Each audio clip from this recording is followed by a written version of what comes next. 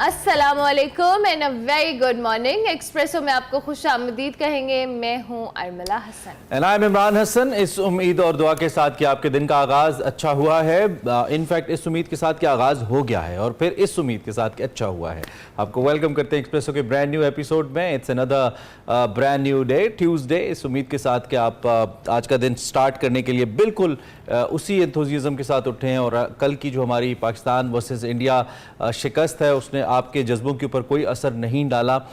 हम आज के प्रोग्राम का बाकायदा तौर पे आगाज़ करते हैं और कल ही जब ये मैच हो रहा था तो हमें लग रहा था कि अगर ये मैच पाकिस्तान हार गया, ये जो 2 रोज़ा वनडे मैच है तो फिर इसका क्या नतीजा निकलेगा, और वही हुआ कि वो 2 रोज़ा वनडे मैच हम हार गए। मैं तो बारिश की दुआएं मांगती रही, लेकिन फिर भी बारिश हुई भी तो कोई फायदा ही नहीं हुआ। ना बैटर चले ना बॉलर चले, किसी ने नहीं चले, नहीं चले, उनके चले, इंडिया के चले ना? इंडिया के हाँ, चले, अच्छा। हमारे नहीं चले। जी, भारत में सुपर 4 मरहले में हमारे वो पटाखे हैं जो एन जो है ना शब बारात पे नहीं चलते, जिस वक्त उन्होंने चलना होता है, हाँ। एन उस वक्त नहीं चलता। और ये 2 दिन का 2 रोजा जैसे वनडे मैच इमरान ने बोला है कि वाकई पूरा दिन इंतजार करते थे बारिश रुकेगी, मैच शुरू होगा, ना ही होना थे चंगा सी। वैसे बेहतरीन परफॉर्मेंस कल भारतीय टीम की रही।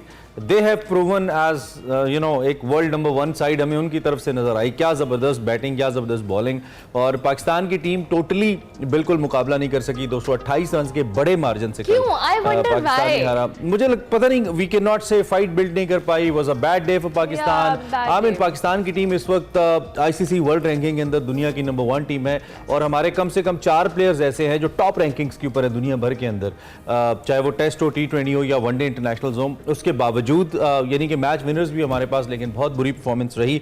357 रन का पहाड़ खड़ा किया और हमारे बॉलर्स मुकम्मल तौर पे बेबस नजर आए इंडियन बैटिंग लाइनअप के सामने। विराट कोहली जिन्होंने अपने करियर के ओवरऑल फास्टेस्ट 13,000 रन और अपनी करियर के 4700 कंप्लीट किया, रिकॉर्ड पे रिकॉर्ड अपने नाम की, और 200 प्लस का ओवरऑल पार्टनरशिप बिल्ड किया इन दोनों प्लेयर्स ने। राहुल ने भी अपनी 6 सेंचुरी स्कोर की और जिस तरह से दोनों ने इस मैच के अंदर जो कि 2 रोज़ा वनडे था उसमें अपनी सेंचुरी स्कोर की और जिस तरह से उन्होंने पार्टनरशिप बनाई ऑब्वियसली, और जिस तरह से इमरान सेठ के हमारे बॉलर्स बेबस नजर आए। I don't know why. Shaheen Shah Afridi बहुत एक्सपेंसिव बॉलर साबित हुए, इसके साथ साथ नसीम शाह ने अच्छी बॉलिंग की, बट स्टिल शादाब को बहुत रन्स पड़े। सो कल के मैच में I am unable to understand. Obviously वही पिच थी, वो सारी सूरत हाल थी, ये तो ज़ाहिर एक्सपर्ट्स ही बता सकते हैं। जो वहाँ जब हमारे बॉलर्स बॉलिंग करा रहे थे तो कुछ समझ नहीं आ रहा था, और जब उन्होंने बॉलिंग कराना शुरू की तो इतने उसमें वेरिएशंस थी कि एवरीवन वाज लाइक कि ये वही पिच है जहाँ पे ये बॉलर्स भी बॉलिंग करा रहे हैं। सो पता नहीं क्या हुआ। 233 रन की शराकत। विराट ने 94 गेंदों पर धुआंधार रन बनाए। इसके अलावा केएल राहुल ने 100 स्कोर किया, विराट ने 100 स्कोर किया। यादव जो है उन्होंने वो पहले सचिन तेंदुलकर के बाद स्पिनर बने जिन्होंने 5 विकेटें एक वनडे मैच के अंदर हासिल की। फतुहात पे फतुहात और रिकॉर्ड्स पे रिकॉर्ड्स। किसी भी टीम के खिलाफ भारत की पाकिस्तान की दूसरी बदतरीन शिकस्त है जो पाकिस्तान को हुई है। पाकिस्तानियों को भी इंडिया ही मिलता है इस तरह बुरा हारने के लिए ना, फिर हमारे अंदर का उबाल आ जाता है। अगर जिम्बाब्वे से आते तो फिर हम मतलब वो भूल जाती है ना, ये भूलती नहीं है, ये बड़ी देर तक याद रहती है। क्योंकि कल अभी तक आपने ट्विटर देखा नहीं है ना, कहाँ उनकी एक्टर्स फ्रेटर्निटी, कहाँ उनकी players fraternity, everybody is okay, they are supposed to support their team, लेकिन जिस तरह के बयानात वो दे रहे हैं वो बुरा लग रहा है हमें, हम क्या कह सकते हैं। खैर, it was a bad day for Pakistan cricket. हमने इस पे बात करनी है। अब्बास रजा साहब हमारे साथ स्टूडियोज के अंदर मौजूद हैं। हम ये हार जीत खेल का हिस्सा है, लेकिन हम फाइट क्यों बिल्डअप नहीं कर सके, पहली बात। दूसरी बात, मेरा प्राइम कंसर्न है कि हमारे प्लेयर्स की क्या फिटनेस कल एक्सपोज हुई है, खासतौर पे हमारे फास्ट बॉलर्स की। कुछ दिन पहले विराट कोहली का एक क्लिप आया था हारिस के साथ जिसमें वो कह रहे थे कि आगे बड़े लंबे लंबे मैच आ रहे हैं, तैयार हो। तो इसका मतलब यही था कि फिटनेस के ऊपर फोकस था, और क्या हमारी फिटनेस एक्सपोज हुई है कल। हमारे मेन बॉलर्स नहीं है, और अब तो पाकिस्तान से धानी को एक्सपोर्ट कर दिया गया है, जमान को एक्सपोर्ट कर दिया गया है, बिकॉज हमारे 2 मेन, हमारी जो पेस बैटरी है जो कि पहले बड़ी चार्ज थी अचानक से लो हो गई और दोबारा से उसका चार्जर भी लगता है खराब हो गया। Because Naseem Shah is injured and Haris Rauf is injured as well. ये बाबर की statement, I think we have the statement. Babar ने क्या कहा है? अच्छा, वो बाबर ने इस मौके पर एक तो ये कि शिकस्त का जो जिम्मा था, उन्होंने कहा जी हमारे बॉलर्स के खिलाफ जो भारतीय बैटर्स हैं इनके पास प्लान था, हमने बैटिंग भी अच्छी नहीं की, हमारे बॉलर्स ने प्लान के मुताबिक ही बॉलिंग की, लेकिन जो फास्ट बॉलर्स थे उनके खिलाफ शर्मा और शुभमन गिल के पास एक प्लान था, दे प्लेड वेल और अल्टीमेटली उन्होंने जो क्रेडिट था वो इंडियन टीम की अच्छी परफॉर्मेंस को दिया। अब्बास भाई, बातें हम बहुत कर चुके, कल से आप भी बहुत मसरूफ़ चल रहे हैं, मुसलसल हम आपको देख रहे हैं। सबसे पहले सर कमेंट कीजिए, ओवरऑल हमने फाइट क्यों बिल्टअप नहीं की? क्या हमें कहें कि महज एक बुरा दिन था पाकिस्तान क्रिकेट के लिए, या फिर इतना ज़बरदस्त खेली इंडियन क्रिकेट टीम के हमें मौका ही नहीं मिला, कहते हैं संभले नहीं दिया हमें? रिपोर्टर तो मैं बाद में हूँ, पहले पाकिस्तानी हूँ, तो ज़ाहिर मायूसी होती है इस तरह के मैच पे बात करते हुए ना, गला भी खुश्क होता है। शुक्र है मायूसी होते हुए सिर्फ मायूसी तक इक्तफा किया आपने पाकिस्तानी होते हुए, वरना गल वध गई हो। हाँ जी, और गला रात का इतना खुश्क हो रहा है कि कई बार गर्म पानी पिया है, तो वो इस तरह की सूरत हाल होती है। बातें तो ज़ाहिर है हम बातें ही कर सकते हैं, लेकिन ओवरऑल बड़ी गलतियां की हैं। 128 रन पे पाकिस्तान की टीम ढेर हुई है और 228 रन की शिकस्त है, तो इसमें कम से कम 28 गलतियां तो मुख्तलिफ मौक़ों पे हुई हैं। ज़ाहिर है पाकिस्तान की टीम आलमी नंबर 1 है, तो गलतियों से इंसान हारता है, तो वो उस तरह की गलतियां शुरू से ही मैच के नज़र आई हैं हमें। सबसे पहले तो पिच को रीड करने में गलती की है बाबर आजम ने, क्योंकि उस दिन सारा दिन सुबह के वक्त धूप निकली हुई थी, बारिश रात को हुई है जाके जब मैच इंटरप्ट हुआ है, तो इसके बावजूद बाबर ने जो है वो बैटिंग को तरजीह दी। धूप निकली हुई थी और जो पिच थी वो फ्लैट थी और पिच जो है उस वक्त जो हार्ड थी, तो उसकी वजह से बैटर्स को सेटल होना आसान था। दूसरा, शाहीन शाह अफरीदी ने कुछ जो स्टार्ट में ये किया है कि पिच को ना समझते हुए, ज़ाहिर है समझाने वाला भी तो कप्तान और मैनेजमेंट ने समझाना होता है, अगर वो कर रहे थे तो अर्ली ऑन उन्होंने आगे गेंद की है, जिससे बड़ा इजीली उनको स्ट्रोक्स मिले हैं, लगाने का मौका मिला, तो उसकी वजह से जो प्रेशर शुरू में बिल्ड होता है और पाकिस्तान आम तौर पे इंडिया को ख़ास तौर पे टॉप ऑर्डर को सफाया करते हुए वो बेहतर जो है स्टार्ट करते हैं, जिससे वो दबाव में आती है इंडियन टीम, और उसके बाद अगर रिकवर भी होते हैं तो 250 जिस तरह पिछले मैच में। अच्छा, आज में भी आपने खुद भी कहा कि अभी बाबर आजम की स्टेटमेंट भी हम आपको बता रहे थे और आपने भी ज़ाहिर सुनी होगी कि वो कहते हैं जी उनके पास प्लान था, वो हमारे बॉलर्स के लिए तैयारी करके आए थे। बिल्कुल, वो तो हमें भी पता होना चाहिए था कि वो भी आगे बैठ बिल्कुल सही बात, इसी तरफ आ रहा था मैं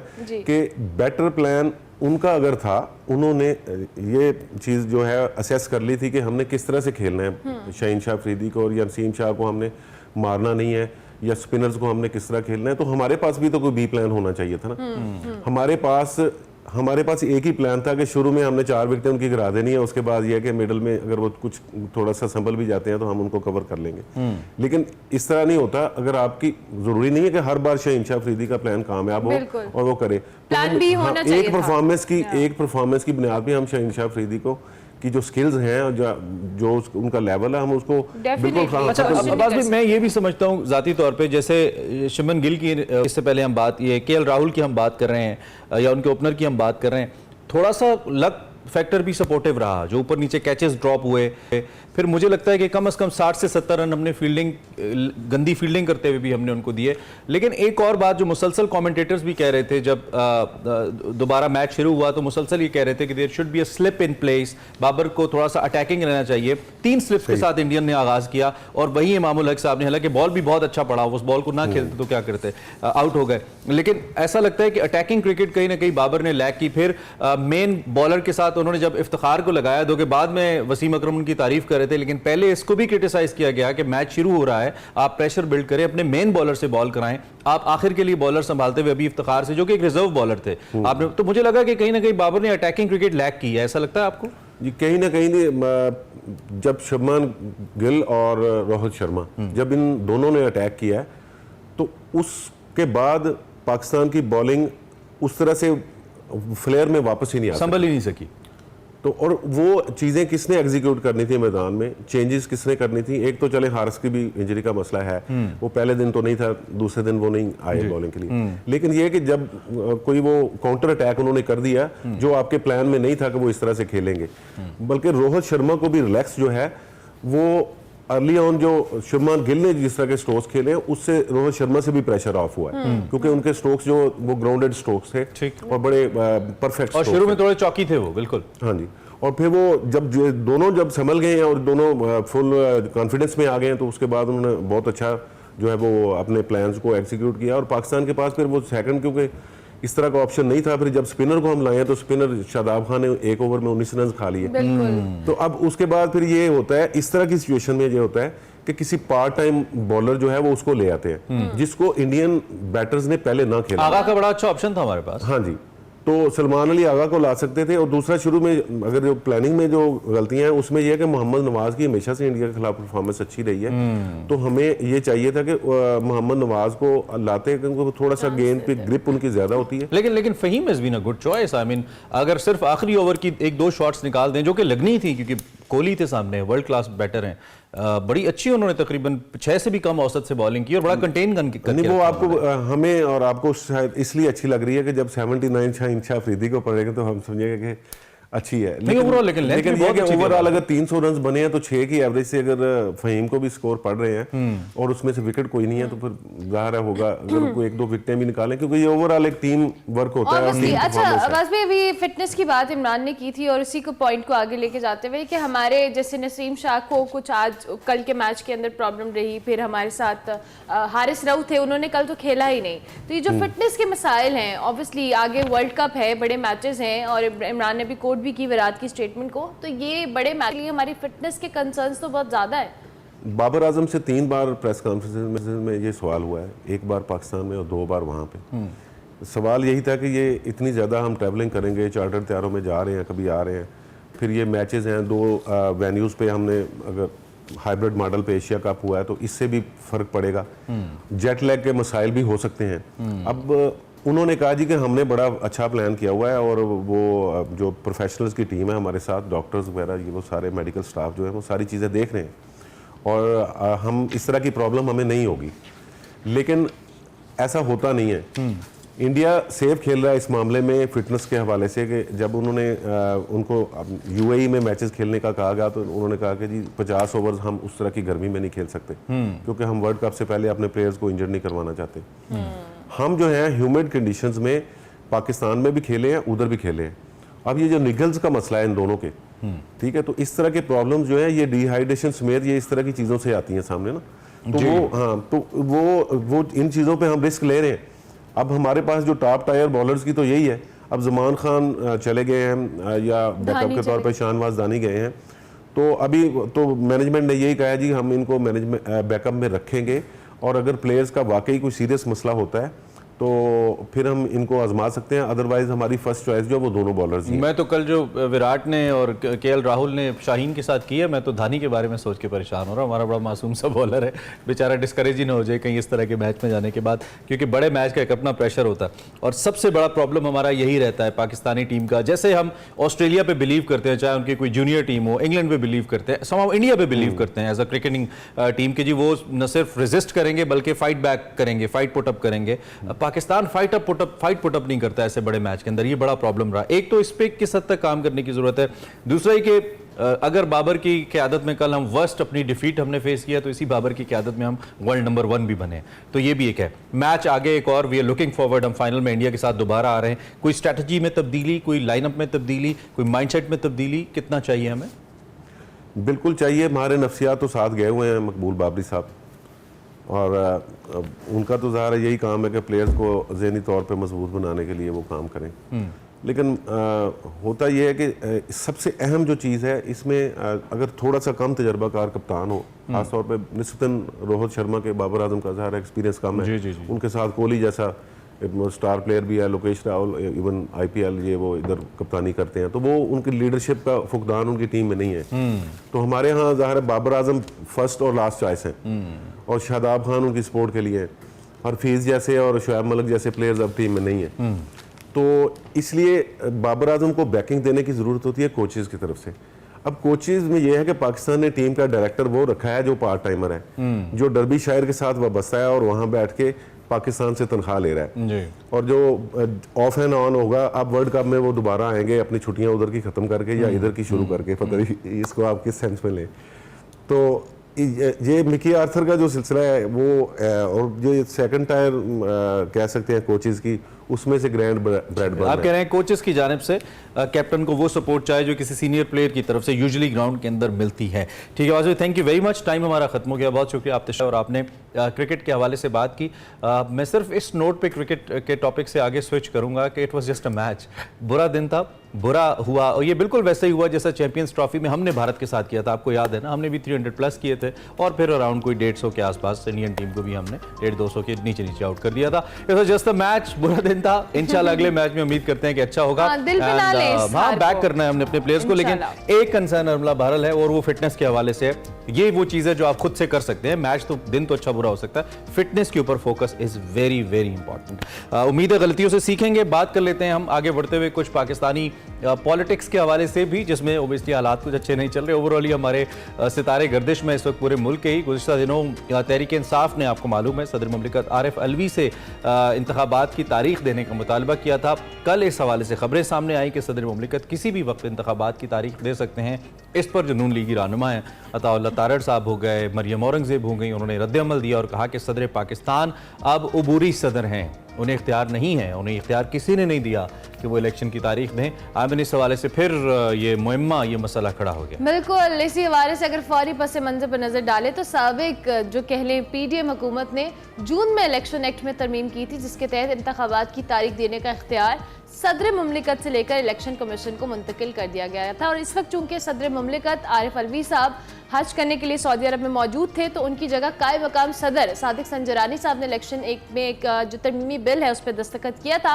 और उसके बाद एक ये तनाज़ एक बार फिर खड़ा हो गया। कहते हैं जब सदर आरिफ अलवी ने आम इंतखाबात की तारीख के फैसले के लिए चीफ इलेक्शन कमिश्नर को मुलाकात की दावत दी थी, लेकिन चीफ इलेक्शन कमिश्नर ने जवाबी खत में वाज़ेह तौर पर कहा था कि इलेक्शन एक्ट के सेक्शन 57 में 26 जून को तरमीम कर दी गई है। बिल्कुल, ये वही मुलाकात है इसके बारे में हमने कहा था कि एक मुलाकात जरूरी है, सनम वाला मामला हो गया था, लेकिन नहीं हुई थी मुलाकात। अब इस हवाले से सवाल ये है कि ऐसे वक्त जब इलेक्शन एक्ट में तरमीम भी मौजूद है, सदर अपनी मुद्दत पूरी कर चुके हैं, उबूरी सदर के तौर पर काम कर रहे हैं, उनके मुमकिना ऐलान की हैसियत क्या होगी? क्या वो ऐलान करेंगी भी या नहीं? दूसरी जानिब जो चेयरमैन पाकिस्तान पीपल्स पार्टी हैं बिलावल भुट्टो जरदारी साहब, उनके हवाले से आपको बताएं कि वो कहते हैं कि कोई चाहे ना चाहे इलेक्शन तो होंगे, हम तैयार हैं। उन्होंने कहा कि इलेक्शन आज नहीं तो कल होंगे, कोई रोक नहीं सकता। 90 दिन, 100 दिन, 120 दिन लगा लें, इलेक्शन तो होंगे। बिलावल भी बिल्कुल इस मामले में जिसे कहते हैं ना सीधे हो गए अब। तो इस वक्त हमारे साथ कंवर दिलशाद साहब मौजूद हैं, साबिक सेक्रेटरी इलेक्शन कमीशन है, पाकिस्तान के इलेक्टोरल मामलात को बखूबी समझते हैं। तो हम जरा कंवर साहब से उनकी एक्सपर्ट ओपिनियन लेते हैं, वो इस सूरत हाल को कैसे देख रहे हैं। कंवर साहब सुबह खैर, आप कैसे हैं? ठीक ठाक हैं? माशाल्लाह खैरियत। बहुत शुक्रिया आपने हमें ज्वाइन किया। ये थोड़ा सा बैकग्राउंड हमने बताया है जो ताज़ा तरीन डेवलपमेंट्स हुई हैं। क्या सदर मुमलिकत बतौर उबूरी सदर अपने ओहदे का इस्तेमाल करते हुए इंतखाब की तारीख दे सकते हैं उस वक्त जबकि एक्ट में तरमीम भी हो चुकी है और चीफ इलेक्शन कमिश्नर ये लिख भी चुके हैं कि अब आप मजाज नहीं है तारीख देने के? इलेक्शन कमीशन पाकिस्तान ने जो प्रेसिडेंट ऑफ पाकिस्तान को खत लिखा है, ये अपने तवसरात बयान किए हैं, वो उन्होंने इलेक्शन एक्ट का सेक्शन 57 का सहारा लिया। इलेक्शन कमीशन पाकिस्तान को सेक्शन 57 के तहत ये इख्तियारात दिए गए हैं कि वो इलेक्शन की तारीख जो है मुतय्यन करना वो इलेक्शन कमीशन और पाकिस्तान के दायरे कार में आता है। प्रेसिडेंट ऑफ पाकिस्तान जो है वो आइन के आर्टिकल 48 का जो सब सेक्शन 5 है उसका सहारा ले रहे हैं कि जिसमें लिखा हुआ है कि जब असेंबली डिसॉल्व हो जाए, तहलील हो जाए, तो सदर मुमलिकत तारीख देने के मजाज है। लेकिन उसमें एक अहम नुकता ये है कि वो जो कौमी असेंबली का लिखा है उसके अंदर आइन का आर्टिकल 48 जो है सब सेक्शन 5 उसमें लिखा हुआ है कौमी असेंबली जब तहलील होगी तो सदर मुमलिकत तारीख देने के मिजाज है। अब चूंकि 9 सितंबर के बाद सदर मुमलिकत की एक हैसियत तब्दील हो गई, वो एक अलामती प्रेसिडेंट हैं। अलामती इसलिए है कि स्टाफ के अरेंजमेंट है, वो आइन के आर्टिकल 44 के तहत उनको ये कहा गया है कि जब तक नया इलेक्टेड प्रेसिडेंट नहीं आ जाता तो आप उस वक्त तक काम करते रहें। इनकी हैसियत ऐसे ही है कि जैसे राजा परवेज अशरफ साहब जो हैं वो एक कौमी असेंबली के स्पीकर हैं, अपने दफ्तरी मामलात को चलाते रहते हैं लेकिन कोई पॉलिसी मैटर के बारे में कोई बयान नहीं दे सकते। इसी तरह प्रेसिडेंट ऑफ पाकिस्तान जो है कोई रेफरी नहीं भिजवा सकते, सुप्रीम कोर्ट में कोई रेफरी भिजवाने के मजाज नहीं। इसी लिहाज से सिर्फ वो डे टू डे प्रॉब्लम जो है उसको वो देखते रहेंगे, गैर मुल्की सफारती नुमाइंदों से मिलते रहेंगे। लेकिन एज ए अलामती प्रेसिडेंट स्टॉप गेप अरेंजमेंट, जिसको आप अबूरी भी कह सकते हैं, तो वो इलेक्शन कमीशन को अब हदायत देने के मिजाज नहीं रहे।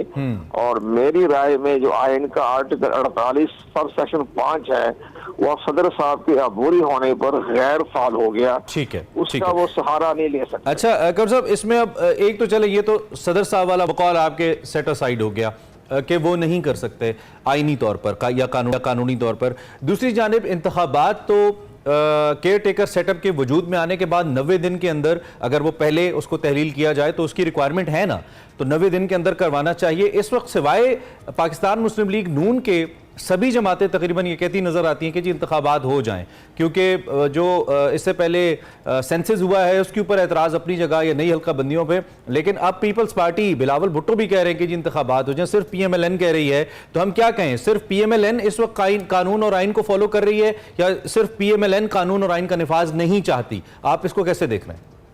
देखिए, 90 दिन में इंतखाबात करवाना आइन के आर्टिकल 224 के मुताबिक दुरुस्त है, लेकिन आइन के आर्टिकल 224 की 90 दिन के इंतखाबात के रास्ते में रुकावट जो है वो है आइन का आर्टिकल 51 सब सेक्शन 5, जिसमें ये लिखा हुआ है कि जब मरदमशुमारी का गजट नोटिफिकेशन वफाकी हुकूमत जारी कर दे तो जो लास्ट रिजल्ट है मरदमशुमारी का, उसकी बुनियाद पर इलेक्शन कमीशन हल्का बंदियां करवाने का कानूनी और आईनी तौर पर पाबंद है। अब एक तरफ आइन का आर्टिकल 51 है जिसमें हल्का बंदी करवानी है, इंतखाबी फुर्सत दुरुस्त करनी है, और साथ साथ 90 दिन ये दोनों साथ साथ चल रहे हैं आइन के मुताबिक। तो मेरी नजर में आइन की खिलाफ वर्जी नहीं हो रही है। इलेक्शन कमीशन पाकिस्तान ने पहले हल्का बंदियां करवा रहा है और 30 नवंबर को खत्म हो जाएगा। 30 नवंबर के बाद इलेक्शन कमीशन इमीडिएटली इंतखाबी शेड्यूल जारी कर देगा सेक्शन 57 के तहत। ठीक है, ये तो और कौन साहब बिल्कुल आखिरी सवाल 30 सेकंड में, अगर ये सारे लवाजमात पूरे हो जाते हैं, सेंसस के बाद नई हल्का बंदियां, कानूनी तकाजा पूरा हो जाता है, इसको मैक्सिमम कितना वक्त चाहिए आपके ख्याल में? आई मीन कौन सी ऐसी तारीख है जिससे आगे आपको इंतखाबात जाते नहीं लगते? मुझे नजर आ रहा है कि ये 24-25 जनवरी का जो है इलेक्शन हो जाएंगे, क्योंकि जब ये 30 नवंबर को अपना नोटिफिकेशन जारी करेंगे तो 50 दिन होते हैं उसके लिए, तो 50 दिन बनते हैं 20 जनवरी। तो मेरे जो अंदाजे के मुताबिक जो तर्ज़िया जो हमें तजर्बा है इलेक्शन शेड्यूल का, तो 20 से 25 जनवरी के दरमियान में इंतखाबात का अमल मुकम्मल हो जाएगा। ठीक हो गया, thank you very much. Cover Dilshad साहब हमारे साथ मौजूद थे, बात कर रहे थे मौजूदा जो इलेक्शन वाला मामला है इस पर इन डिटेल तज्जिया लिया। अभी हम एक ब्रेक लेते हैं, ब्रेक के बाद वापस आते हैं, आप देखते रहिए Expresso. Welcome back to Expresso. अब आपकी मुलाकात करवाते हैं हम कुछ हमारी चैंपियन गर्ल्स के साथ। जिक्र करते हैं सेंट्रल एशियन वॉलीबॉल विमेन बीच चैंपियनशिप की, जो कि बांग्लादेश की मेज़बानी में हो रहा है, और पाकिस्तानी विमेन टीम पहली बार, वॉलीबॉल टीम जो है वो पहली बार इस इवेंट के अंदर शिरकत के लिए तैयार है और इस वक्त बांग्लादेश के अंदर मौजूद है। Central Asia women's beach volleyball championship में पाकिस्तान की जानिब से अजरा फारूक हैं और मुक़द्दस बुखारी हैं। इन पर मुश्तमिल पाकिस्तान की ये 2 रुकनी टीम है जो कि हिस्सा लेगी, जिनको आप मुख्तलिफ तस्वीरों और विजुअल्स में खेलते हुए भी देख रहे हैं। इसमें मेज़बान बांग्लादेश है, पाकिस्तान के अलावा इसमें भारत की टीम है, किर्गिज़स्तान है और उज़्बेकिस्तान की टीमें शामिल होंगी। सेंट्रल एशिया वॉलीबॉल विमेन बीच चैंपियनशिप 13 से 15 सितंबर तक खेली जाएगी, बांग्लादेश में होगी। और पाकिस्तानी दस्ता, जैसा कि हमने कहा कि पहली दफ़ा शरीक है, तो ऐसा हो नहीं सकता कि कोई पाकिस्तानी दुनिया के किसी हिस्से में पाकिस्तान के लिए कुछ अच्छा करने की कोशिश करे या कर रहा हो तो उसको हम मदू ना करें, आपसे मुलाकात ना करवाएं। इस वक्त अजरा और मुक़द्दस दोनों हमारे साथ लाइव मौजूद हैं। बिल्कुल, आप दोनों को खुश आमदीद कहेंगे। Thank you very much. Azra, Muqaddas, कैसी हैं आप दोनों? Thank you so much for having us, और बहुत अच्छा लगा आप लोगों ने यहाँ पर हमको बुलाया। Thank you so much for joining. सबसे पहले अपनी एक्साइटमेंट बताएं, आप लोग पहली दफ़ा पाकिस्तान की जानिब से रिप्रेजेंट करने जा रहे हैं, कितने एक्साइटेड हैं, तैयारी कैसी है? क्योंकि जिस तरह से अभी हमने कहा कि बांग्लादेश इसकी मेज़बानी कर रहे हैं और दीगर टीम्स भी वहाँ पे मौजूद होंगी, सो अपनी ओवरऑल तैयारी के हवाले से बताएं। अजरा।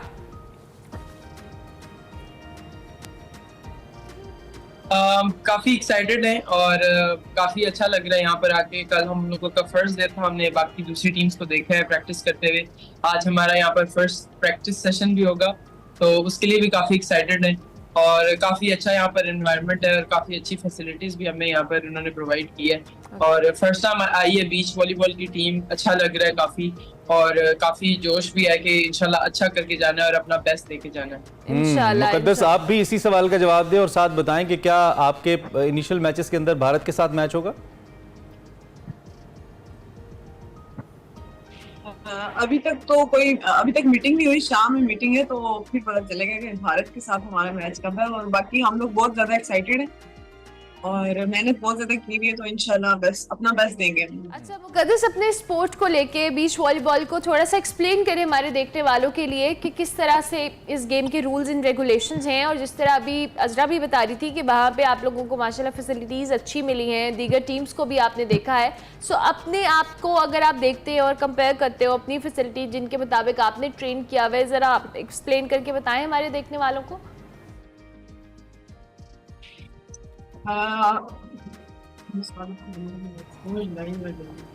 दोबारा कोई मसला नहीं है, इजी होके बताएं। दोनों में से कोई भी जवाब दे सकता है। जो दे। बैनुल अक़वामी टीमें हैं उनको भी आपने देखा है, खुद भी आपने ट्रेनिंग की है, किस हद तक आप समझ रहे हैं कि आप मुकाबला कर पाएंगे और इंशाल्लाह जीत पाएंगे?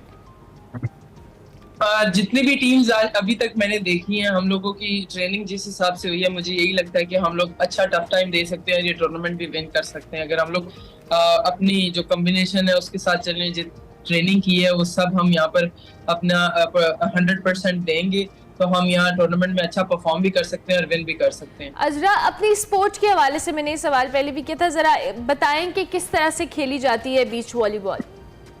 तो बीच वॉलीबॉल में जो प्लेइंग मेंबर्स होते हैं वो 2 होते हैं, तो एक साइड पर 2 लोग खेलते हैं और दोनों प्लेयर्स तकरीबन किसी भी पोजीशन पे, इसमें पोजीशन इस तरह फिक्स नहीं होती, आप किसी भी पोजीशन पे कोई भी खेल सकता है। और 21 पॉइंट के 3 सेट होते हैं, 3 में से जो 2 सेट जीत जाए वो 3 में से जो टीम 2 सेट जीत जाए वो विन कर जाती है पहले। तो ठीक है, ओके। 21 पॉइंट की गेम होती है। तो रूल्स थोड़े से इसके डिफरेंट होते हैं, एक इंडोर वॉलीबॉल से इसके रूल्स थोड़े से डिफरेंट है बस। अच्छा, इंडोर से थोड़े से रूल्स, थोड़ी सी फ्री स्टाइल भी कह सकते हैं हम एज कम्पेयर टू इंडोर जो वॉलीबॉल खेली जाती है। अच्छा, दूसरी जानिब आपकी जो पाकिस्तान में ट्रेनिंग हुई है, क्या आप किसी डिपार्टमेंट के साथ खेलते हो या खुद से अपने तौर पे आप गए हैं? क्या पाकिस्तान में हमारी कोई फेडरेशन है ऐसी जिसने आपको सपोर्ट किया है? यहाँ तक पहुँचने में आपको किसी फेडरेशन ने या गवर्नमेंट ने हेल्प किया हो? जी बिल्कुल, पाकिस्तान स्पोर्ट्स बोर्ड ने एक कैंप ऑर्गेनाइज किया था इस्लामाबाद में पाकिस्तान स्पोर्ट्स कॉम्प्लेक्स में, और पाकिस्तान वॉलीबॉल फेडरेशन ने ये कैंप ऑर्गेनाइज कराया। ये 2 मंथ का कैंप था और इसमें हमें फैसिलिटेट किया, हॉस्टल, फूड, ट्रेनिंग,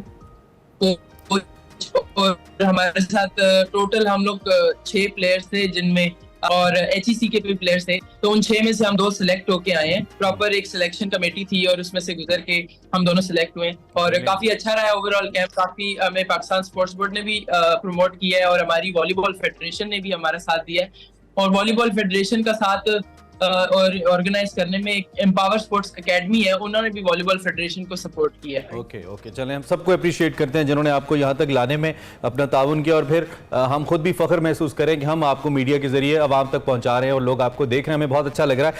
आप हमें ये भी बताइए कि पाकिस्तान इस वक्त कहाँ स्टैंड करता है बीच वॉलीबॉल के हवाले से और ख़ास तौर पर ख़वातीन के हवाले से? अमूमी तौर पर लड़कियाँ कम आती हैं, फिर आई थिंक बहुत ज़्यादा हाइट वगैरह भी चाहिए होती है, फिटनेस भी बड़ी इंपॉर्टेंट है इस गेम को लेकर।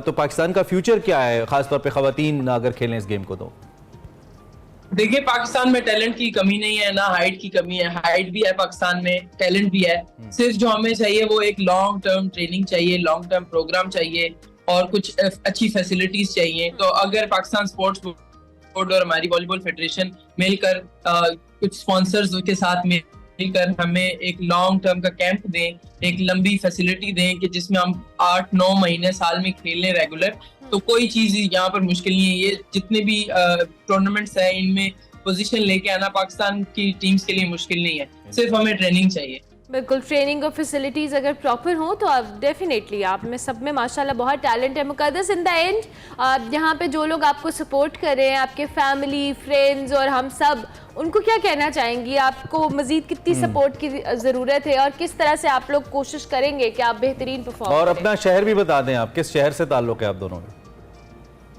मेरा ताल्लुक बेसिकली मीरपुर आजाद कश्मीर से है। और स्पोर्ट मुझे सबने बहुत किया, फैमिली में मेरे पेरेंट्स स्पेशली, उनको मैं उनका शुक्रिया अदा करूंगी, मेरे कोचेस और बाकी टीममेट्स ने भी सबने बहुत इंकरेज किया, बहुत सपोर्ट किया। Thank you so much. जबरदस्त। और अजरा, इन द एंड आपका ताल्लुक कहाँ से है और आप क्या कहना चाहेंगी जो लोग आपको सपोर्ट करें? मैं बेसिकली केपीके से है, लेकिन मैं इस्लामाबाद में रहती हूँ। सो जितने भी मुझे लोग सपोर्ट करते हैं तो उनको मैं यही कहूंगी कि प्लीज दुआ करें और इसी तरह सपोर्ट करते रहें ताकि पाकिस्तान का नाम रोशन कर सकें। और पहला मैच कब है जी आपका, अजरा और मुकद्दस, ये बताइए ताकि दुआओं का हम थोड़ा सा वॉल्यूम बढ़ा दें। शाम को मीटिंग में डिसाइड होगा, आज शाम को मीटिंग है 4 बजे, तो उसमें हमारा स्केड्यूल आएगा, कल से हमारे मैचेस स्टार्ट है। आप हमारी टीम को जरूर अपडेटेड रखिएगा। हम आप जीतें या हारें, दोनों सूरतों में आप ये जो ग्रीन ब्लेजर पहन के गए हैं, जो झंडा आपने सजाया है, इस हमारे लिए बहुत मुकद्दस है और हमारी दुआएं आपके साथ हैं इंशाल्लाह। Thank you very much Azra, Muqaddas, good luck, prayers for you, अल्लाह कि आप लोग जीते। मुकद्दस और अजरा हमारे साथ मौजूद थी, बांग्लादेश के अंदर इस वक्त मौजूद हैं और बीच वॉलीबॉल के अंदर ये पाकिस्तान की नुमाइंदगी करने वाली है। So let's hope and pray कि ये बच्चियां जो है अच्छा परफॉर्म करें और अच्छा खेलें। अभी हम एक ब्रेक लेंगे, ब्रेक के बाद वापस आएंगे, आप देखते रहिए Expresso. Welcome back to Expresso. अब आपको दिखाएंगे हमारा सेगमेंट खला के उस पार, जिसमें वकार अहमद मलिक आज बता रहे हैं मरीख पर ऑक्सीजन पैदा होने वाली जो दास्तान है उसके हवाले से कि क्या ये कहानी है। देखते हैं आज के सेगमेंट में। अस्सलाम वालेकुम नाज़रीन, आप देख रहे हैं खला के उस पार। खला के उस पार एक सैयारा है मरीख जिस पर 122 ग्राम ऑक्सीजन पैदा हुई है पिछले 2 सालों में, और 7 अगस्त को यानी आज से चंद दिन पहले जितनी ऑक्सीजन पैदा हुई है वो तकरीबन 7 ग्राम है, जो कि अगर एक छोटा सा कुत्ता है उसके लिए 10 घंटे की ऑक्सीजन काफ़ी है। लेकिन अगर वहाँ पे 2 इंसानों ने रहना हो तो उनके लिए कितनी ऑक्सीजन चाहिए होगी, और ये जो ऑक्सीजन पिछले 2 सालों में पैदा हुई है इसकी क्या कहानी है, ये जानते हैं। आप जानते हैं कि परसेवरेंस रोवर जो है एक मशीन है जो कि मरीख पर काम कर रही है, और ये मिशन जो कि तकरीबन $2.7 बिलियन का मिशन था, ये जब यहाँ से गया तो हमने आपको अपडेट रखा एक्सप्रेसो में, और ये जब वहाँ पहुँचा आपको अपडेट रखा। इंजेनिटी जिसका हेलीकॉप्टर है इस वक्त तक 57 फ्लाइट्स ले चुका है, इसके हवाले से आपको अपडेट रखा। और जो मुख्तलिफ तहकीकात और जो भी पेशरफ्त हुई है परसेवरेंस के हवाले से, उसके हवाले से हम आपको अपडेट रखते हैं। ये जो ऑक्सीजन वाली कहानी है ये है कि इसी के अंदर एक मशीन है मॉक्सी, और मॉक्सी का काम है ऑक्सीजन पैदा करना। असल जो जिम्मेदारी थी वो ये थी कि इसको कम से कम 10 दफ़ा अपना ये जो परफॉर्मेंस है वो देनी है, और इसने 16 टाइम्स दी, और 7 अगस्त को इसने आखिरी दफ़ा परफॉर्मेंस दी। तकरीबन 7 ग्राम इसने ऑक्सीजन पैदा की, पहली दफ़ा 2021 में पैदा की थी, ऑक्सीजन पैदा की थी, और ये तकरीबन 2 सालों में टोटल 122 ग्राम ऑक्सीजन पैदा की। ऑक्सीजन पैदा करने का ये मामला है क्या? बुनियादी तौर पर नासा जो है वो ये चाह रहा है कि वहाँ पे जितनी भी वहाँ की रिसोर्सेज हैं, जो वहाँ के वसाइल हैं, उन वसाइल को बरूए कार लाते हुए यूज़फुल प्रोडक्ट्स बनाई जाएं, ऐसी चीज़ें बनाई जाएं जो हमारे फ़ायदे के लिए हों, जो हमारी ज़रूरत है। मिसाल के तौर पे ऑक्सीजन है, तो ऑक्सीजन आपने अगर वहाँ पे पैदा करनी है तो क्या करेंगे? वहाँ का जो एटमॉस्फेयर है वो 95% कार्बन डाइऑक्साइड पे मुश्तमिल है, और कार्बन डाइऑक्साइड से जब आप ऑक्सीजन को एक्सट्रैक्ट करते हैं तो उसके पीछे क्या रह जाता है? कार्बन मोनोऑक्साइड, उसका जो लेफ्ट ओवर है। बहरहाल ये जो ऑक्सीजन का प्रोसेस है ये काफ़ी पेचीदा भी है और बहुत एक्सपेंसिव भी है अगर आप इसको बड़े लेवल पे करते हैं। ये एक्सपेरिमेंटल लेवल पे है, और ये जो छोटी सी जस्ट आप कह लें, एक छोटा सा कदम कह लें, ये बहुत बड़ा कदम है, क्योंकि मरीख पर ज़िंदगी के तसलसल के हवाले से अगर हम देखें तो चैलेंजेस बहुत ज़्यादा हैं। यानी अगर आप देखें कि वहाँ पर जो एटमॉस्फेरिक प्रेशर है उसी को देख लें, ये अगर आप उसके टेम्परेचर को सबसे पहले देखते हैं, वहाँ पे जो टेम्परेचर है वो तकरीबन एवरेज औसत अगर हम देखें तो -60 -62 डिग्री सेंटीग्रेड रहता है, जो कि इसका मतलब है कि आपको स्पेस सूट के अलावा तो आप कुछ नहीं कर सकते, आप फ्रीज हो सकते हैं। एटमॉस्फेरिक प्रेशर की अगर हम बात करें तो वहाँ पे 0.095 PSI है। 0.095 PSI कितना होता है, इसको आप अर्थ से कंपेरिजन कर लें, यानी ज़मीन से मुवाजना कर लें। ज़मीन पर सतह समंदर, यानी सतह समंदर से मुराद ज़मीन पे किसी भी जगह पे आप इस सतह पर हैं तो जो PSI है यानी जो प्रेशर है वो 14.7 है, और 14.7 जो प्रेशर है ये कमोबेश यानी ऊपर नीचे हो सकता है। अगर आप एक पहाड़ चढ़ते हैं तो ऑफ कोर्स ये कम होता चला जाएगा। माउंट एवरेस्ट की जो समिट है, समिट पर ये 4.84 से 4.89 psi होता है, लेकिन 4.89 का अगर आप आवाज़ना करें मार्स यानी मरीख पर जो एटमॉस्फेरिक प्रेशर है तो अंदाज़ा लगाइए कि वहाँ पे 0.095 है, और 0 पॉइंट के बाद जो 0 है उसको ज़रा कंसिडर कीजिएगा, इतना थिन है। और जिसको हम कहते हैं ना थिन एयर में से कुछ चीज़ पैदा करना, तो नासा ने जो ऑक्सीजन पैदा की है वहाँ पे थिन एयर से पैदा की है, यानी उसकी जो अंदर 95% कार्बन डाइऑक्साइड है उससे पैदा की है। और मार्स पर ज़िंदगी के हवाले से बहुत सारे जो चैलेंजेस हैं, और मज़ीद चैलेंजेस को देखिए तो कैंसर काजिंग जो रेडिएशन है उसको देखिए, और वहाँ पे कोई प्रोटेक्टिव शील्ड तो नहीं है या प्रोटेक्टिव लेयर तो नहीं है ओजोन की, तो कितना बड़ा चैलेंज है। और इन तमाम चैलेंजेस को आप जब देखते हैं और वापस ज़मीन को देखते हैं तो इसकी अहमियत तो चंद हो जाती है कि जिस बहुत सारी चीज़ों को हम फॉर ग्रांटेड लेते हैं, ऐसे हैं जैसे ये सब कुछ ऐसे ही है।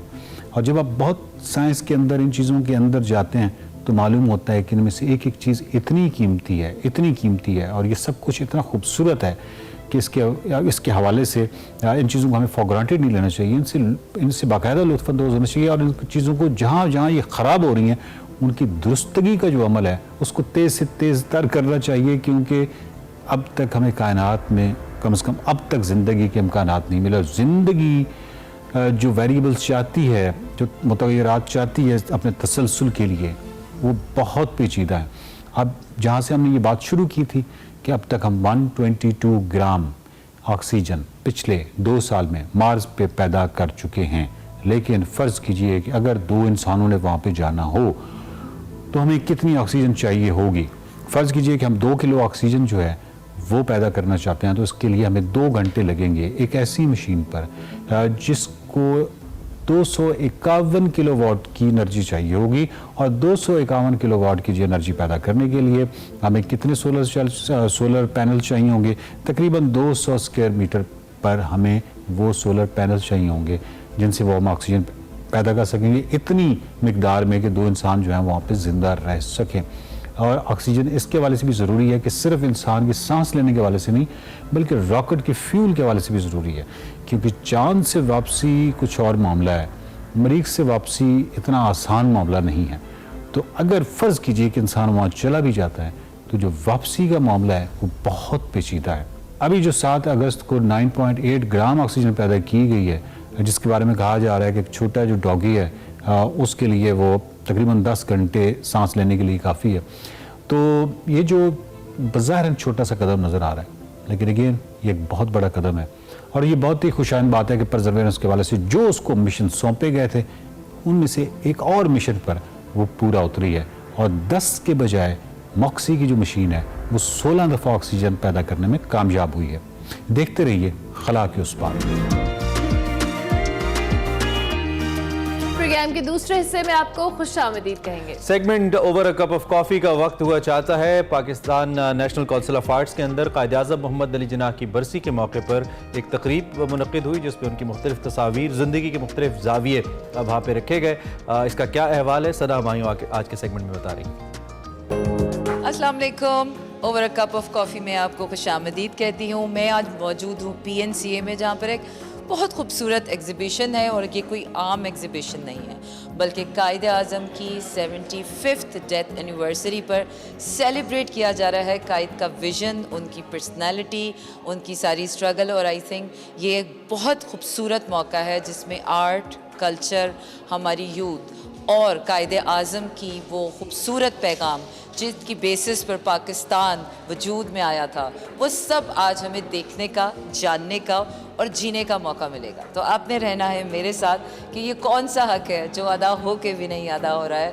ब्यूटीफुल क्यूरेशन और खूबसूरत नाम है, तो आपने रहना है मेरे साथ और देखते रहिए। Honour of the guest Jamal Shah, minister of culture and heritage, it's so honour to have you, and what a beautiful moment to celebrate, what beautiful memories I guess कि हम आज जो सेलिब्रेट कर रहे हैं। बहुत खूबसूरत बात आपने की, बहुत खूबसूरती से इस तरह से आपने आर्ट को डिफ़ाइन किया है, and I think it's an I behind जिससे आप आर्ट को देखते हैं।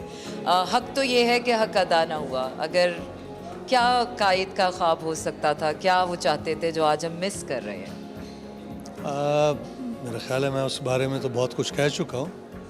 तस्वीर के बारे में ये कहूँगा कि हर तस्वीर आपसे मुकालमा कर रही है। आप तस्वीर की आंखों में आंखें डालते हुए मेरा ख्याल है कि हर शख्स ज़रा झींप रहा है, क्योंकि हर शख्स गिल्टी है कि जो ख्वाब कायद ने देखे इस मुल्क के लिए, जिसको एक खूबसूरत गुलशन बनाना चाहते थे, शायद वो हम सब मिल के भी पूरा नहीं कर सके। लेकिन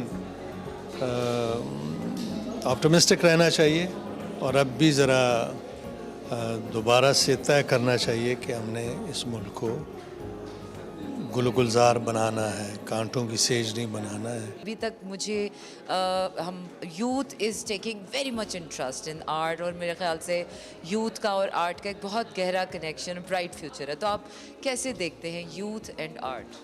देखिए, आर्ट जो है वो एक मुकालमा है। आर्ट स्किल नहीं है सिर्फ। आर्ट आपको सेल्फ अवेयरनेस देता है, सेल्फ एम्पावरमेंट देता है, आपको बताता है कि आप कौन हैं, आपको बताता है कि आप जिस ज़मीन पे रहते हैं उस ज़मीन पे क्या कुछ गुज़र चुका है, उसका बेस्ट पोटेंशियल क्या है, उसके मसाइल क्या हैं, उसकी पॉसिबिलिटीज़ क्या हैं, और वो आपको इन्फॉर्म करता है इंटीमेटली।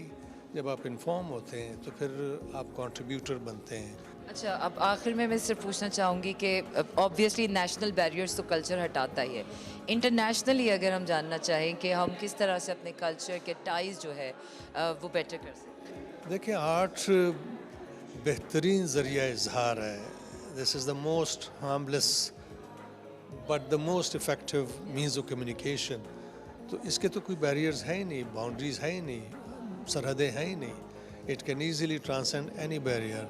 तो आप आर्ट के ज़रिए जो मुकालमा दूसरे मुल्कों से, दूसरे लोगों के साथ इस्टेब्लिश करते हैं, वो शायद इकॉनमी से ज़्यादा मजबूत हो, इसलिए कि आप उनको आमादा करते हैं कि मेरी डाइवर्सिटी ये है, मैं आपकी डाइवर्सिटी में इंटरेस्टेड हूँ, आपकी ब्यूटी में इंटरेस्टेड हूँ, वो भी आपकी ब्यूटी में इंटरेस्टेड होगा। So I hopefully we are looking forward कि हम अपने आर्ट को, अपने कल्चर को इंटरनेशनली भी लेकर जाएंगे। Definitely, of course, why not. Art की हद तो कोई नहीं है ना, ज़रूर जाएंगे।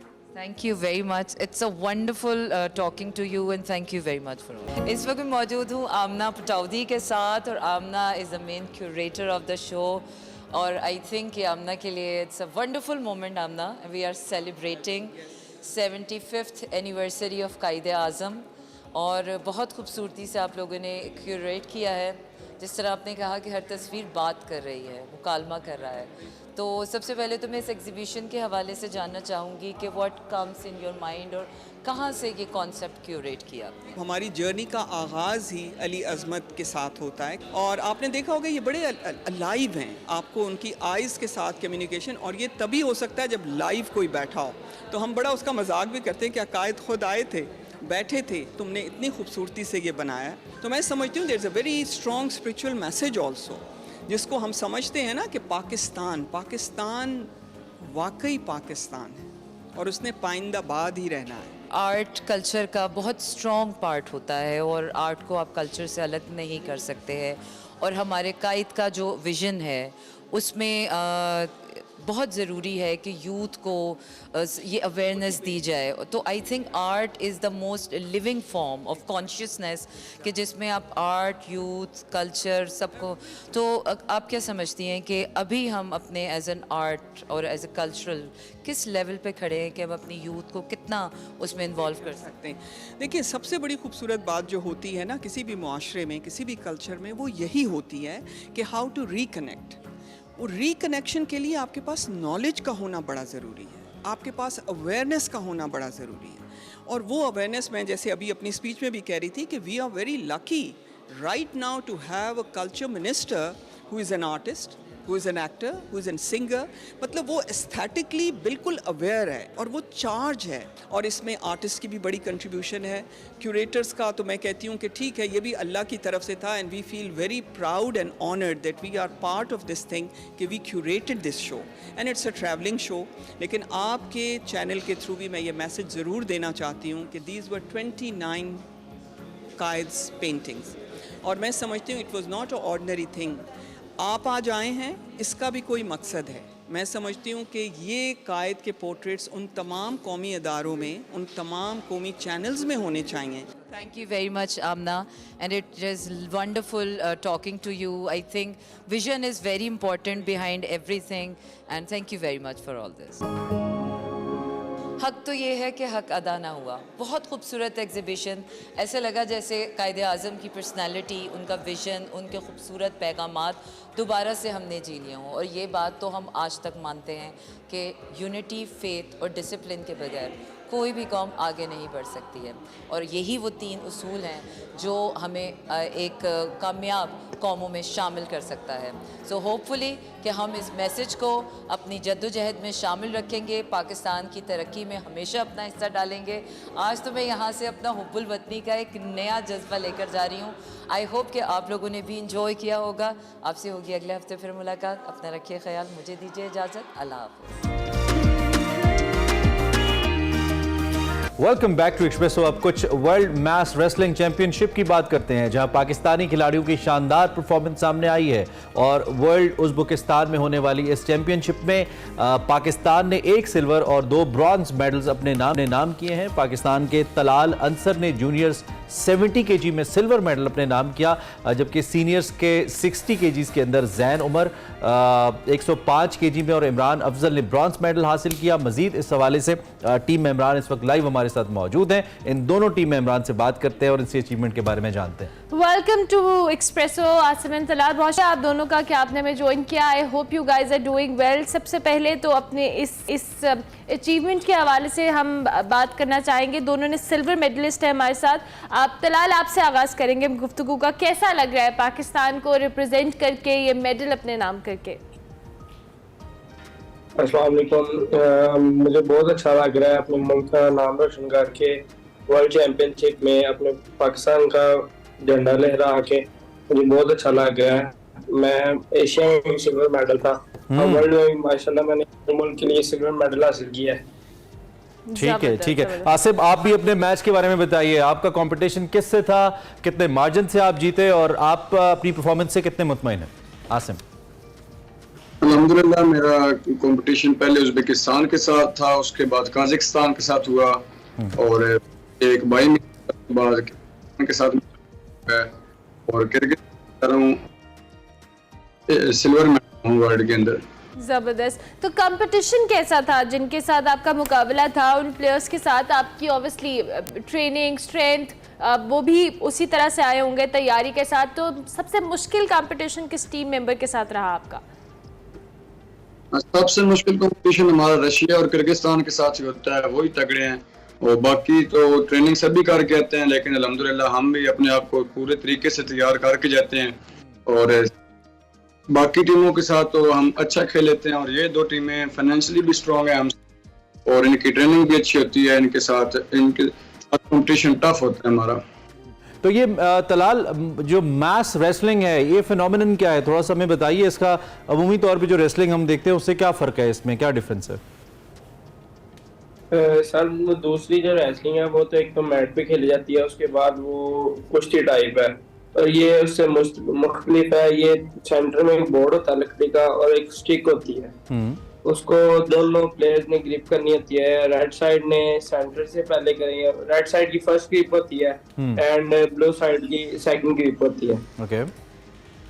और उसके बाद ग्रिप करके फिर सेंटर, बोर्ड के बिल्कुल सेंटर पे जब स्टिक आ जाती है फिर एक रेफरी स्टार्ट करवाता है, उसके बाद जोर लगाते हैं। उससे पहले जोर लगाएं तो वो फाउल हो जाता है या काशन हो जाता है और रेफरी ने सेंटर करवा के स्टार्ट करवाना था।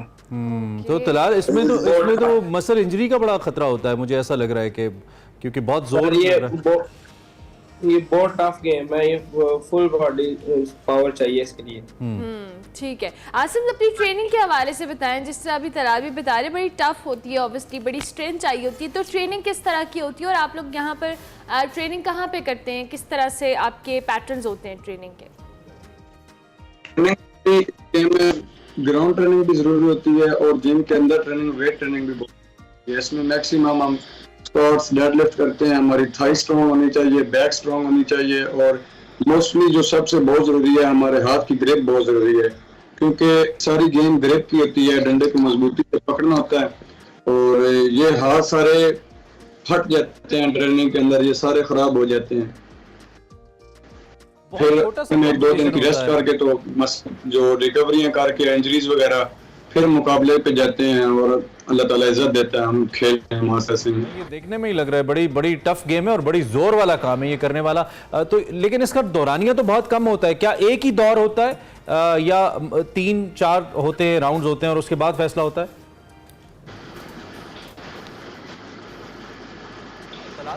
बेस्ट ऑफ 3 होता है, मतलब फर्स्ट राइट डिसाइड ग्रिप होती है, ओके, और फर्स्ट राइट विन कर दे, सेकंड ब्लू साइड ग्रिप होते हैं, 3 पोल होते हैं, जो 2 जीत जाए, और टाइम का दौरानिया यही है, अगर मतलब आप स्ट्रॉन्ग।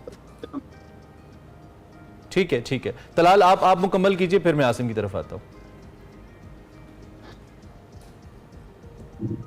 इसमें ना फर्स्ट ग्रिप रेड साइड होती है, फर्स्ट फुल विन कर दे red, and second blue side and second win कर दे ब्लू।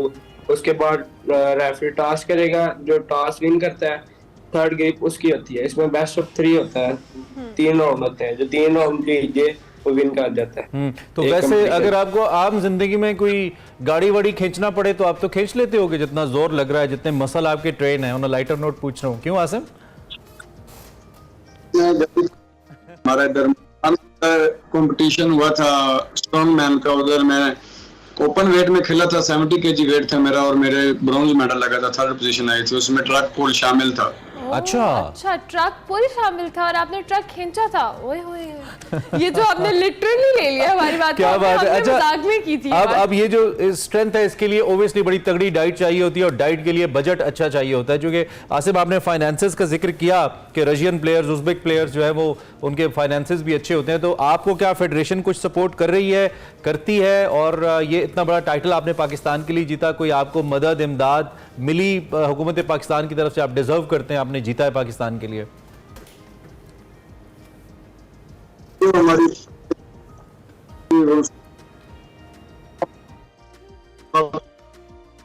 हमें ट्रेनिंग के मौके मिलते हैं, डाइट अच्छी होती है, गवर्नमेंट की तरफ से कोई सपोर्ट नहीं, टूर भी हम खुद करते हैं, लोकल स्पॉन्सर ढूंढते हैं हम लोग।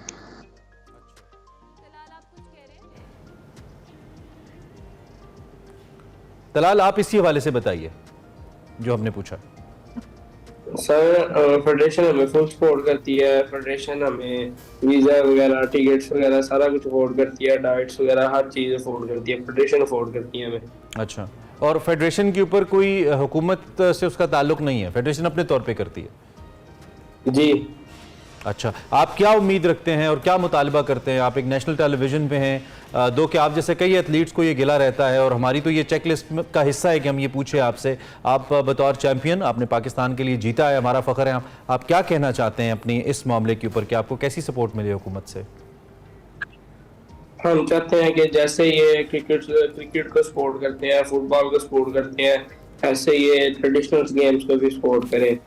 जैसे कि फुटबॉल की टीम पाकिस्तान की इतनी स्ट्रॉन्ग नहीं है, पर उसको बहुत ज़्यादा सपोर्ट करते हैं। बाकी रेसलिंग, वेट लिफ्टिंग, मास रेसलिंग, ऐसे और भी गेम जिनको ये सपोर्ट नहीं करते हैं। ठीक है, चले, ये आपका मैसेज एक तो हम भी अपने तौर पे पहुंचाते रहते हैं, पहुंचाते रहेंगे। हमें अभी बताया गया है कि नवाब फुरकान अहमद साहब हैं, जो कि सदर हैं मैस रेसलिंग फेडरेशन के, उनकी ये सारी एफर्ट है, वो अपने तौर पे ये सारा कुछ करते हैं। तो नवाब फुरकान अहमद, अगर आप देख रहे हैं हमें, तो हमें बहुत फ़ख्र है आप पे। और दरअसल ये एजाज़ जितना इन बच्चों का, इन चैम्पियंस का है, उतना ही आपका भी है। आप जैसे लोग पाकिस्तान के लिए असासा हैं, और मुझे लगता है कि हुकूमत पाकिस्तान को भी इस हवाले से तवज्जो देनी चाहिए। चूँकि टाइम हमारा ख़त्म हो रहा है। I think Dalal, on behalf of Asim, आपकी ऑडियो चूँकि ज़्यादा हमें क्लियरली सुनाई दे रही है, आप कुछ भी कहना चाहें, कुछ भी अपील करना चाहें, स्पेशली पाकिस्तानियों से कुछ भी कहना चाहें इस फतह के बाद? हमारी यही अपील है अपनी गवर्नमेंट से कि बस हमें अफोर्ड करें हर चीज़, हमारे टूर्स वगैरह, हमें डाइट्स वगैरह, कैंप्स वगैरह, हर चीज़ हमें अफोर्ड करें। हमारी अपने हुकूमत से बस यही अपील है। ठीक हो गया। आसिम, इन द एंड आप भी कुछ कहना चाहें?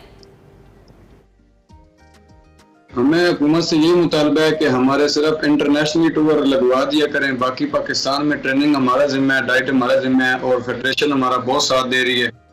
तो इंटरनेशनल में बहुत से मसाइल पैदा होते हैं हमारे साथ, तो अगर वो गवर्नमेंट हमारे साथ कोऑपरेट करे तो इंशाल्लाह हम आगे और भी मेहनत करेंगे और वर्ल्ड में गोल्ड भी लाएंगे इंशाल्लाह। नहीं, हमें आप पे बहुत फख्र है, आपने प्रूव किया है कि आपके ऊपर जो इन्वेस्टमेंट अगर की जाए तो वो यकीनी तौर पे राइट इन्वेस्टमेंट होगी। Thank you very much Asim and Talal and आपकी बाकी जितनी भी टीम है उन सबको हमारा बहुत ज़्यादा खिराज तहसीन है। आपने पाकिस्तान का नाम बुलंद किया है और हम वंस अगैन अपील करते हैं जो ज़िम्मेदारान हैं हुकूमत पाकिस्तान के, प्राइम मिनिस्टर हैं, दीगर जो ज़िम्मेदारान हैं, कि आप इस तरफ देखिए और कुछ ना कीजिए, कम से कम इनको जो लॉजिस्टिक सपोर्ट है आने जाने का है इनका वही अरेंज करवा दें तो they can do great for Pakistan. Asim और तलाल हमारे साथ मौजूद थे, सिल्वर मेडलिस्ट हैं, वर्ल्ड मास्टर रेसलिंग चैंपियनशिप में इन्होंने मेडल्स लिए हैं। अब उनसे हम बात कर रहे थे, ब्रेक लेते हैं, ब्रेक के बाद वापस आते हैं, आप देखते रहिए एक्सप्रेसो।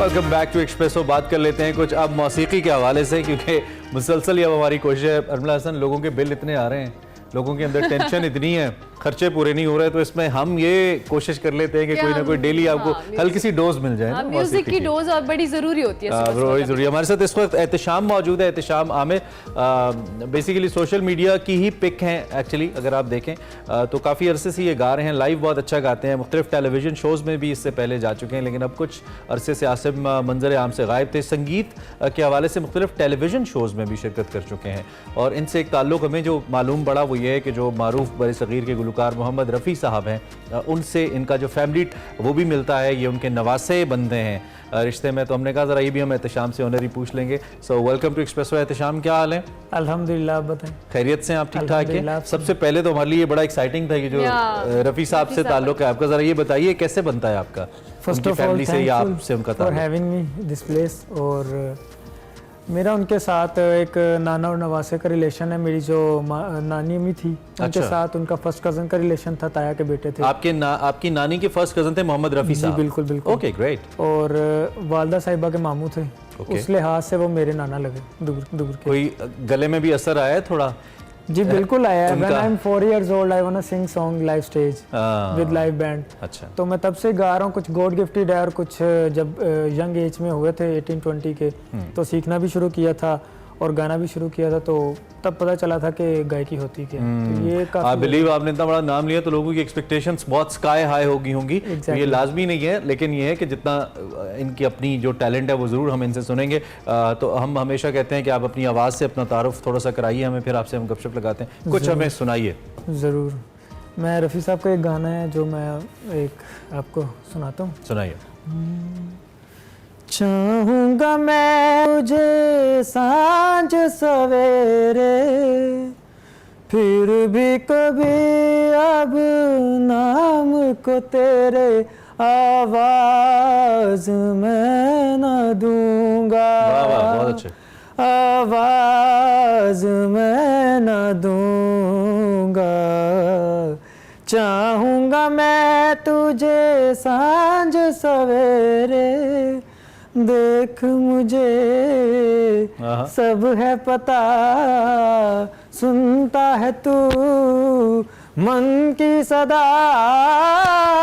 देख मुझे सब है पता, सुनता है तू मन की सदा। मितवा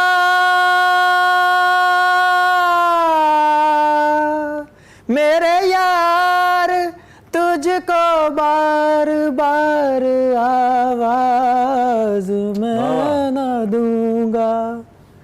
आवाज मैं न दूंगा। चाहूंगा मैं तुझे सांझ सवेरे।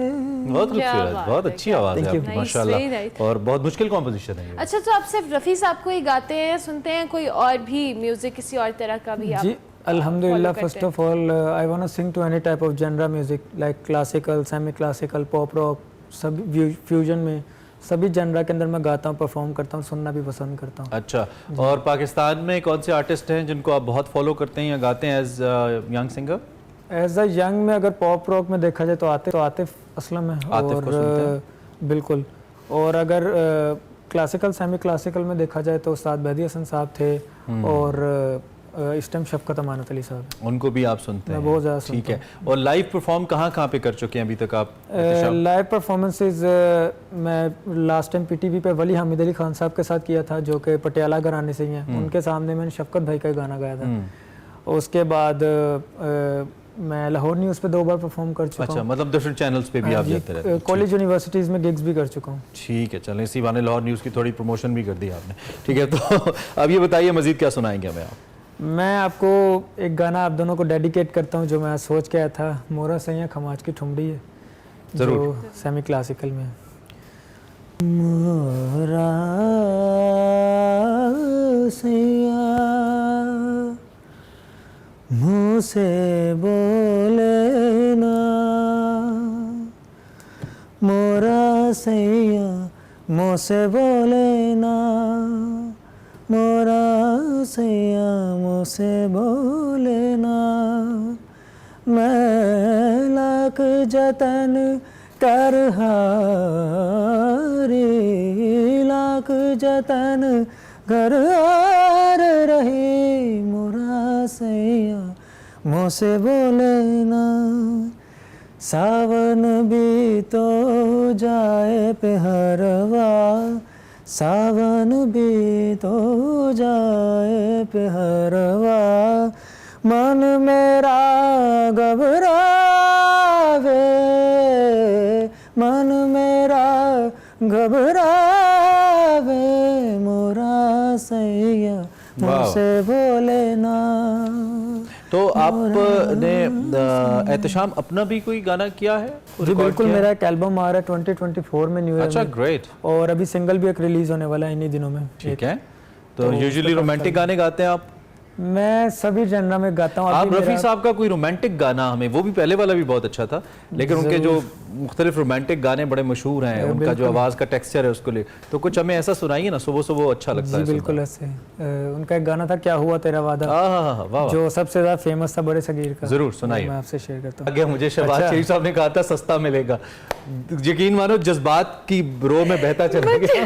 बिल्कुल ऐसे रफ़ी साहब ये गाने को शहबाज शरीफ में जाके रोका है। बस मैं आपको बता नहीं सकता ना, मैं आपको इसका एक पीछे एक फिनोमेना भी है कि लास्ट टाइम मैं एक ओपनिंग सेरेमनी में गया हुआ था कैफ़े की, तो वहाँ पे जब ये मैंने स्टार्ट ही किया तो लोगों को इतने क्राउड का शोर था। अच्छा। उससे पहले कोई शोर नहीं था। वाह वाह। जैसे ये स्टार्ट हुआ तो वहाँ से पता लगा कि रफ़ी साहब की क्या वैल्यू थी। नहीं, रफ़ी साहब इज लेजेंड फॉरएवर। कुछ लोग हैं जो हमेशा, जिनका फन जो है उनको सराहा जाता रहेगा। आपका बहुत शुक्रिया, आप तशरीफ लाए। जो लोग आपको अभी अभी जिन्होंने देखा है या जाना है, it's a long way to go, obviously आप वक्त के साथ और बेहतर होते चले जाएंगे। क्या उनको कहना चाहेंगे? अपनी आवाज़ का तारुफ अभी आपका हुआ, तो आप मजीद क्या कहेंगे? मैं ये कहूँगा कि पाकिस्तान में अच्छे टैलेंट को सपोर्ट करना चाहिए, किसी भी किस्म का प्लेटफॉर्म हो उसको ज़रूर मुहैया करना चाहिए, ताकि इंडिया की तरह पाकिस्तान में भी सर्वाइव किया जा सके। जिस तरह इंडिया में गो टू टैलेंट है, इंडियन आइडल है या डिफरेंट है, क्योंकि मैंने लेटेस्ट मतलब एक एल्बम किया है, उसके बाद मैंने एक गाना हमसाए मुल्क में भी भेजा है। अच्छा। तो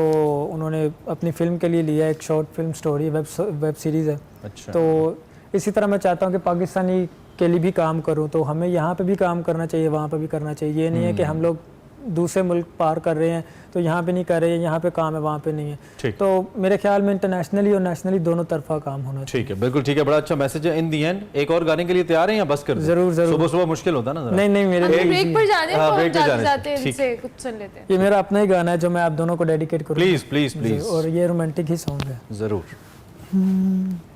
दिल ने तुमको ही चाहा है हर लम्हा ही, दिल ये समझ ना सके, तुम ये समझ ना सके, रंग जाऊं मैं हर इस लम्हे में ही, बयां भी कर ना सके, बयां भी कर ना सके, तू मिले मुझे तो बन जाए खिज़ा भी बहारें, चल रहा हूँ मैं तेरे इश्क के ही सहारे, ठहर जाओ ना,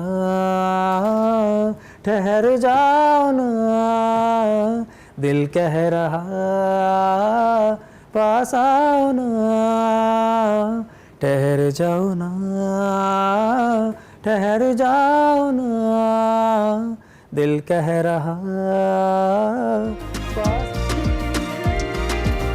welcome welcome back to Expresso programme के बिल्कुल आखिरी हिस्से में आपको खुशामदीद कहेंगे और अब हम आपको कराएंगे एक्सरसाइज। और एक्सरसाइज के लिए आज खुशी कुछ आउटडोर हमें एक्सरसाइज करानी है, तो देखते हैं क्या सिखा रही हैं आज हमें। अस्सलाम वालेकुम guys, hope everyone is fine. So आज हम हिट सर्किट करेंगे जिसमें पहली एक्सरसाइज होगी burpees. So guys get ready in 1 2 3 and go. 1 2 3 1 more 4. So second exercise is swings, guys. Get ready. 3 2 1 and go.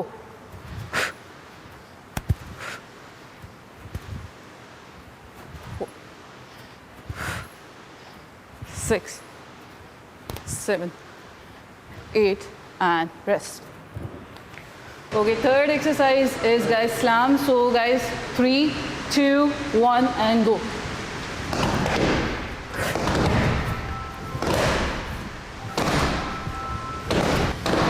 So fourth exercise is mountain climbers and it's one of my favorites. So guys 3 2 1 on the floor and go. 1 2 3 4 5 6 7 8 9 10 and we're done.